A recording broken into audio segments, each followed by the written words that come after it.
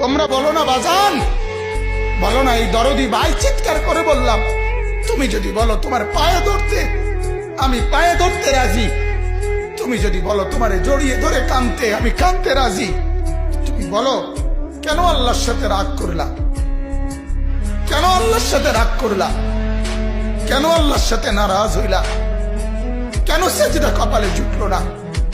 কেন মালিকের সাথে সারাদিনের এত কিছুর বিনিময়ে আল্লাহ তাআলা একটা মিস কল দিলে, 2 সেকেন্ডের একটা মিস কল দিলে বন্ধু তুমি টের পাও তোমার মোবাইলে মিস কল আসছে।